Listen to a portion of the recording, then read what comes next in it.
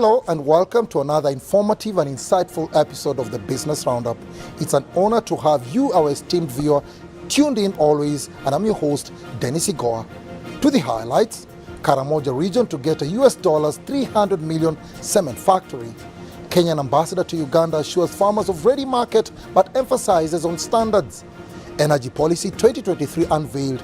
Government commits to enhance power generation and distribution. And on the regional scene, truck drivers at the Malaba border complain about congestion due to inadequate cargo scanning capacity. There is more in the show. Don't budge, it's time for business. On to our first story. Government is to give more priority to the practice of climate-smart agriculture as a way of addressing factors leading to environmental degradation in the country. The Minister for Finance, Planning and Economic Development, Matia Kasaija, was speaking during the unveiling of the 2024-2025 budget strategy in Kampala. It is in this document of 52 pages that priorities for the next financial year are outlined. Inside it are details of what the 2024-2025 budget strategy focuses on. One of the areas of emphasis is climate-smart agriculture. In terms of resource allocation, this is just in line with how it is being handled in the current financial year. This has included a provision of US dollars 354 million this financial year for the following. 1.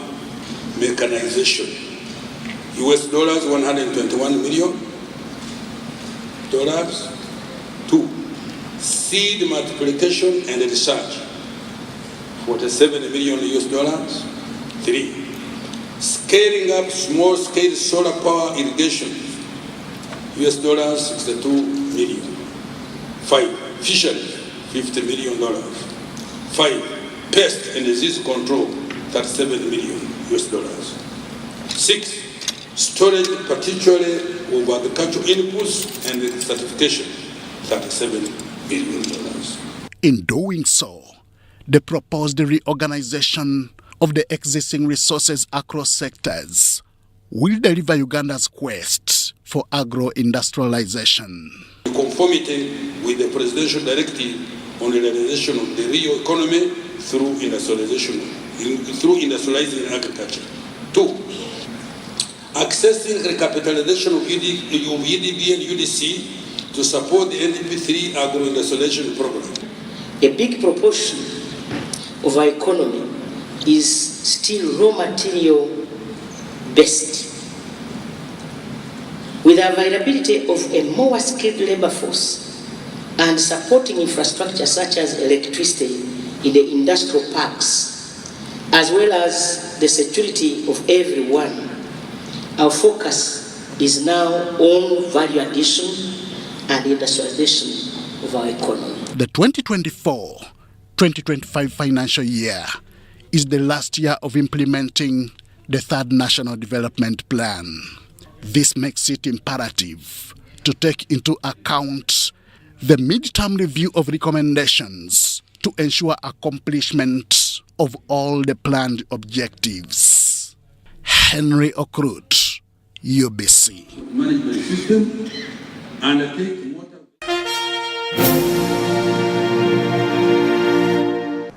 Karamoja will soon get a new multi-million-dollar cement factory. The factory, whose groundbreaking ceremony was graced over by President Yoweri Museveni, will produce 6,000 tons of clinker and cement per day. Let's have a look. Excellency, round of applause, ladies and gentlemen. That marks the formal groundbreaking ceremony. Your Excellency, we want to thank you. In promoting the sustainable exploitation of Uganda's minerals, our strategic objective as a government is to promote value addition for employment creation, industrialization, and local content development. Your Excellency, the mineral subsector is proud to have been able to realize and actualize such a huge investment of up to $300 million clinker and grinding station project. And I am privileged as the line minister for having guided this project from the start to the present. I've been telling you, as the minister was summarizing in his speech, that if there is peace and we develop infrastructure, the roads and the electricity and so on, people with money will come and invest. This one here, the good thing is that Karamoja has a number of important minerals. So for the cement, this is the factory here now. It will use the limestone north of the mountain.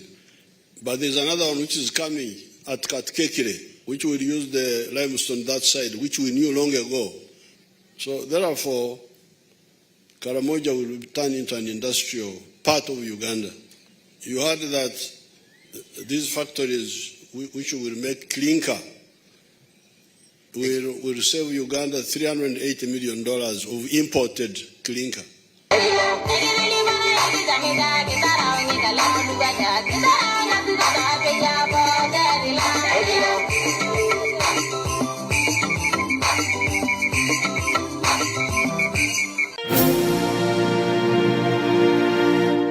Climate activists within the Debt for Climate movement, representing diverse indigenous voices, are advocating for the cancellation of all debt owed by Global South countries to the Global North.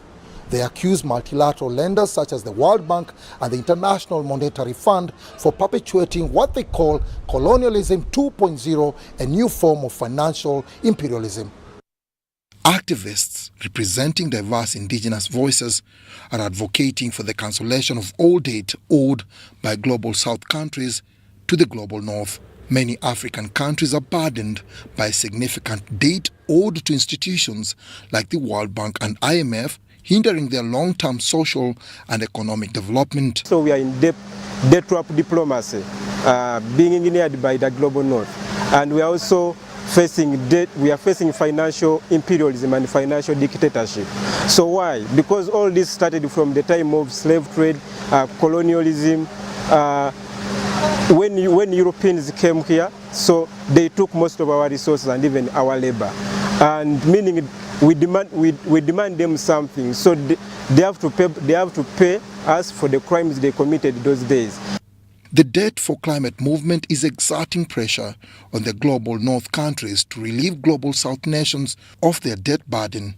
This relief would enable these nations to allocate resources towards climate mitigation, adaptation, and resilience-building efforts. Polluters must compensate for the devastation that they have caused on our environment and the lives of people who are bearing the brunt of the climate crisis. We are trying to engage the IMF and the World Bank on all platforms that are available so that they can be able to understand where the issue of debt cancellation is coming from and the graveness of the issue and how it is affecting thousands and millions of lives in Africa and the Global South. And our demands are very clear and on point. We urge for a fair and equitable solutions that consider historical responsibilities of developed countries and vulnerabilities of developing nations. As a consequence of their debt obligations, stressed Global South countries, especially in Africa, are driven to exploit environmentally harmful natural resources like oil and coal to generate income for servicing their debt and achieving economic growth targets. Why do we have a fight with the World Bank? Because they give loans to corrupt governments for projects that are ill-defined, that are not fit for purpose. They charge us different interest rates in the Global South to what they charge in the Global North, with more onerous conditions that benefit the Global North because they want to perpetuate a system of what we call colonialism 2.0. A new form of colonialism, financial colonialism. And then when we ask for renegotiation, they insist on structural adjustment programs. So they tell us that we must curb our wage increases for our workers.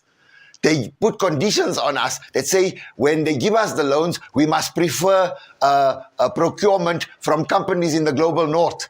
So these are the levers they pull to entrench a system that enslaves Africa, and we must unshackle ourselves. Cancellation of these trillions of dollars in debt is viewed as a crucial step in curbing the climate crisis, especially considering that 17 out of the 20 most climate-affected countries are in Africa. Extreme climatic events are becoming increasingly common, not only in Uganda but globally. You can ask how quickly the fires broke out in Maui in Hawaii, how quickly it flooded in Italy, how quickly it flooded in Canada, how quickly the fires raged. It will be upon us. We are facing this year in the global south and in southern Africa, the start of the El Nino phenomenon. Climate scientists predict that it will be particularly harsh over the next 2 or 3 years. And we are not adequately yet prepared. Have not adequately prepared our people. We must do that effectively. And one of the challenges is that we are running out of time, literally running out of time. We must make sure that our voices are heard. At my country, Uganda, the climate crisis or climate change is transforming every inhabited region in Uganda. When you see the eastern part, there have been so many landslides taking place and floodings that have disrupted the economy in the east, and also life, schools destroyed, agriculture. When you come to the central, when it rains, you can see how floodings can be in the central. And when you come to the northeast, that is Karamoja, we have seen grave hunger. People are starving, people are dying because of hunger. So Karamojongs don't have what to eat.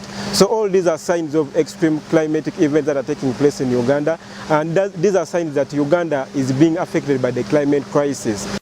In Malawi and Mozambique, cyclones have damaged schools and hospitals. In Kenya, Somalia, and South Sudan, drought has caused girls to be sold into early marriage.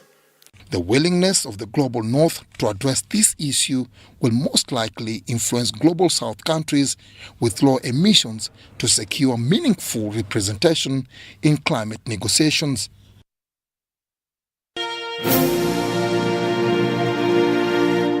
The Ministry of Energy and Mineral Development has launched the Energy Policy 2023. The policy is aligned with the National Development Plan 3 through the Sustainable Energy Program, which underscores the importance of reliable, affordable and clean energy in the country's economic growth agenda and poverty eradication.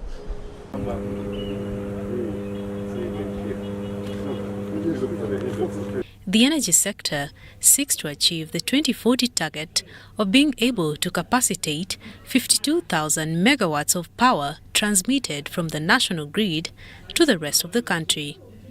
It is from this background that some of the energy policy's objectives are to strengthen electricity generation, transmission, distribution, and increase electricity access. The NRM government is committed to exploit these resources in an environmentally sustainable manner, as already demonstrated. Light infrastructure such as the standard gauge railway, oil refinery, and petrochemical industries, and emerging trends such as electric mobility that will require significant amount of electricity. The possible capital requirements, including foreign direct investment and local capital needed to fund the energy policy. The different small and medium enterprises that can be mobilized to utilize the electricity that shall be generated. There is a call by the regulator to ensure all set procedures for the generation of power are done within the given time frame. The generation segment, I can say if we implement our plans in a timely manner, will be comfortable. The transmission segment, the cohort of the many transmission lines that we've been singing about are coming to the end because they are being commissioned, most of them this year, and those that will delay early next year. But the second set that enables us to cover the entire corners of the country, as well as plan to evacuate the scattered plants, because we need these plants to be constructed, some of them near the industrial parks. For discipline on our side as energy, I think where we are going, we have learned some good lessons from the projects we've been developing in the last 20, 15 years. Let's not have, as we do this policy, let's avoid having a project like we see in Bakaruma transmission lines, which is supposed to do 3 or 4 years, they take 7 years. That is indiscipline. The German government has in the same motion contributed to the energy expansion in Uganda through supporting the construction of energy infrastructure. On the one hand, Germany is supporting Uganda in developing its energy policies to increase access to modern energy solutions, both at the national and at the local level. On the other hand, Germany has supported Uganda in the development of energy infrastructure. With Uganda now having abundant generation capacities in place, our focus has shifted towards promoting decentralized energy solutions, such as self-sufficient solar-powered mini-grids in remote areas, and also towards the densification of the electricity grid. For the successful implementation of this energy policy, the sector will be in close collaboration with other energy sector relevant national policies, such as the Uganda Forestry Policy of 2001, the Gender Policy of 2007, the Climate Change Policy of 2015, the Land Policy of 2013, among others. This is historic. We have to capture this moment. The Kenyan High Commissioner to Uganda has been on a West Nile and Northern Uganda field visit. Major General George Owino's mission was to assure farmers of ready market for their produce and encourage them to produce more in order to satisfy the demand. The role of a farmer in economic development cannot be overestimated. Major General George Owino, the Kenyan High Commissioner to Uganda, knows this too well. That's why he hit the road from Kampala to visit farmers in the rural districts of Kiriandongo, Lira, Dokolo, Lamu, and Amuru. His aim was to thank them for feeding Kenya and motivate them to produce more because food insecurity is still a serious concern in his country. For this particular issue of why I came in this team, it's about food and about food security. We all know that Kenya is not blessed with enough food because of the conditions, because of the soils, because of the rainfall pattern and so on and so forth. Uganda is blessed with all that.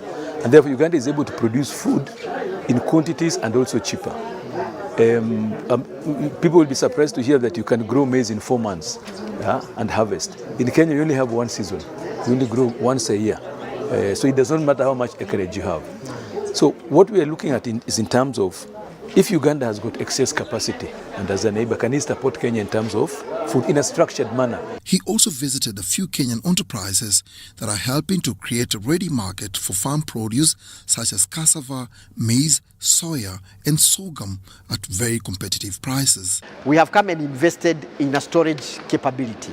We have the plan on how to scale up. We have brought them to come and see where we are. And we are telling them produce, and this is our physical location. We are not going to live here. The word that we have given you is we are here, plant, and we shall buy. I welcome the idea of the Kenyans and Shamba Bora for coming us to help us in this, because I think if they bring mechanization, it will be okay, and if they teach us the gap, our production will increase, and our farmers will benefit more. They will educate their children, they will build the houses, they will buy more land. The High Commissioner heard inspiring stories of community and household development thanks to private companies such as Shamba Bora, Tua Uganda and New Cafe, which buy produce from farmers and add value to them for export to Kenya and other countries. One of the key constraints for the farmer is to have a sustainable market. The market for coffee is there and is very big, but the challenge is that the farmers are still building up to increase the volume that would warrant to get them switched into the market sustainably. In meetings with district and civic leaders in various districts, Major General Wino had that increasing agricultural production and productivity are an urgent priority for boosting household incomes and community development. What we cannot consume, we have no way of reserving, processing it and also stocking it for the next day consumption. It is a very big problem here in Kinyandongo. On the trip, the Kenyan High Commissioner was accompanied by several private sector players led by Third Capital and Investment, a private equity firm that offers long-term financing to agro enterprises in an effort to achieve the 2 SDGs of zero hunger and no poverty. Dr. Julius Peter Kinywera, Third Capital's Chief Investment Officer, says the company has invested heavily into Uganda, an agro-processor that adds value to fresh cassava, as well as Shambabora, a large-scale buyer and processor of maize, sorghum, and soya. Cassava degenerate very fast, so we normally process within 24 hours from the harvesting time. So once the farmers bring the cassavas, we go through the process as we've walked through before, and we produce the cassava chips, which then we dry. After drying, we then, some of our customers normally take them as the dried chips, and others normally require them to be milled, and we normally mill them to the specifications required.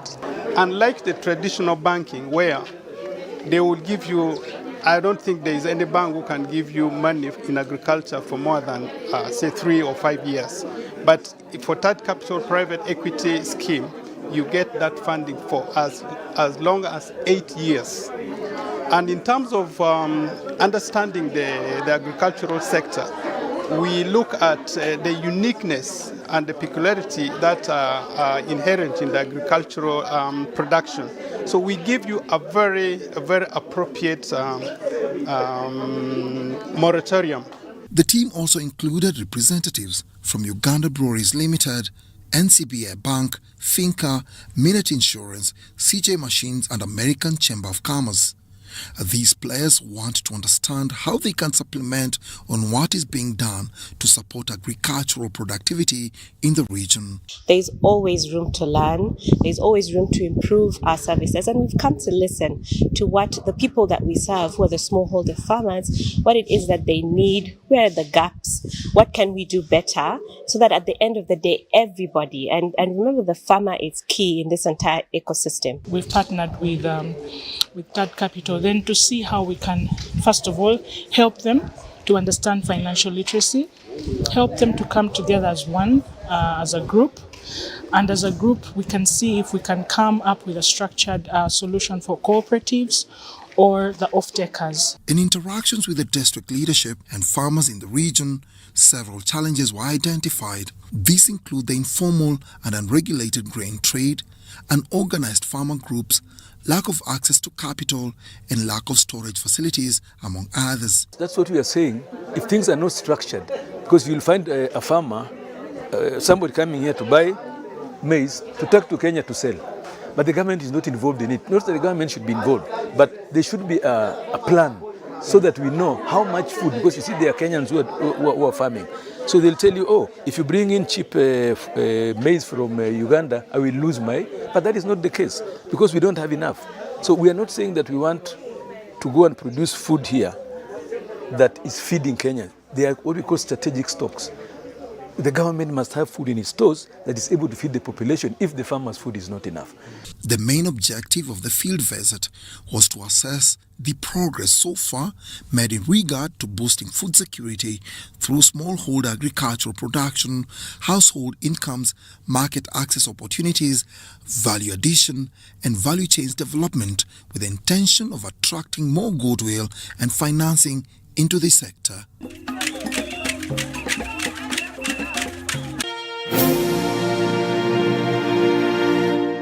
Malaba border has become a nightmare for the truckers and business community due to the long queues and congestion.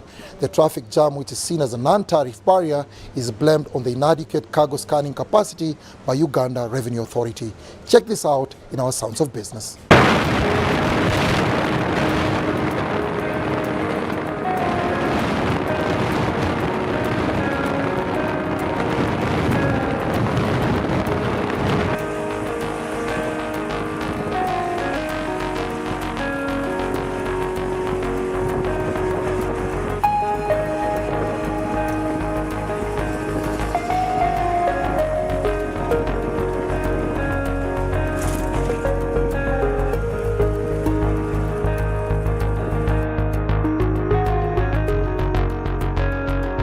The traffic jam stretches for over 40 kilometers into Kenya. We have been in the jam for 3 days.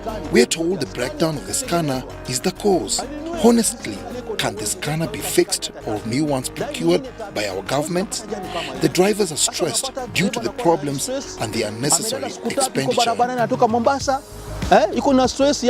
We need 3 scanners in Malaba. We need 4 lanes. Just 4 lanes, and it is easy. It is easy to get 4 lanes. Each lane should be armed with a scanner. Once line 1 gets a problem, they can go on the line 2, or line 3, or line 4. Seamless movement of cargo being the important objective of the corridor, we feel that the issue of breakdown of systems at the border needs to be looked at the highest level of all our member states.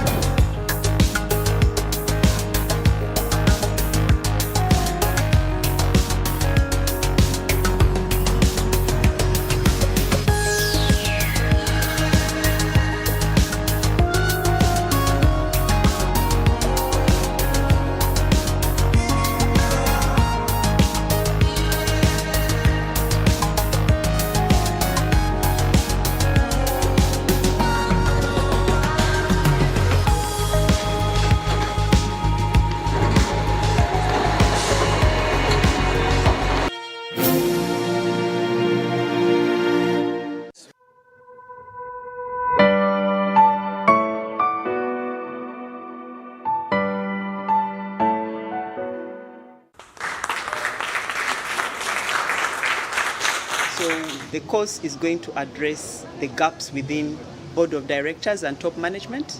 It's also going to address gaps within the compliance team, risk and audit teams who are responsible in the different organizations of ensuring that these vices do not actually occur.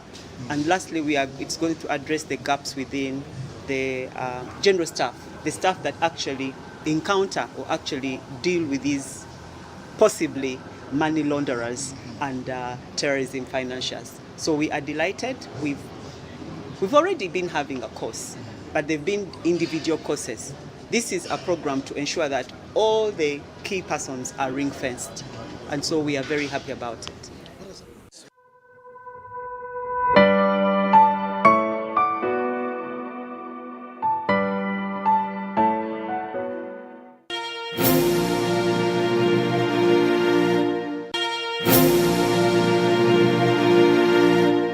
With the rise in the cost of fuel in this back-to-school season, how about parents partnering to cut costs of transporting children to school? That's simply economics that works. Otherwise, thank you for being a loyal audience. Let's catch up same time, same place next week. Thank you.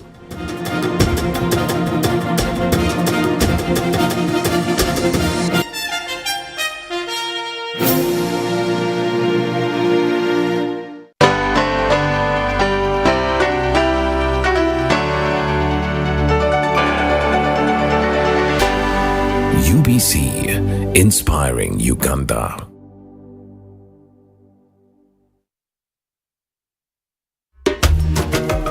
Mukoke Fish Farmers Association tuli balunzi ba byananda ebyebika ebisatu omuli Miracap, tilapia oba engege ni catfish twete male. Group eno twatandika twali abantu basatu nga tulingirira obwetaavu obw'ebyenanda oba obw'eiva eno okubona nti tufuna okasente akava mu maadi agali gatambula butambule nga gatubita ku wano ng'ekirabo. Twatandika ni fish pond ndala mu mwaka gw'e2018. Twebaza fisheries officer ni district ya Bugiri babanga batulagirira Kusani Fish Farm ebwikwe ni side day ndeyo twabanga tusobola okufuna twetusaako obugege obwasooka era mu mwaka ogwali 2020 awo basobola okubanga batuwaayo ebyenanda emitwalo $4 okuva mu operation Were Creation era okubayongerezaako emmere yatuweebwa okuva Ugachik Poultry Breeders. Twasobola okuba nga tusoloza akasente akawerera obukaire nga 42. Twasobola okuba nga tubuinvestinga oba okubona nti twongerezaako ku bimu ku bintu bye tukola gano. Twebaza gavumenti yaife okuba nga buli saawa efaayo okuba nga efe eri Abannayuganda.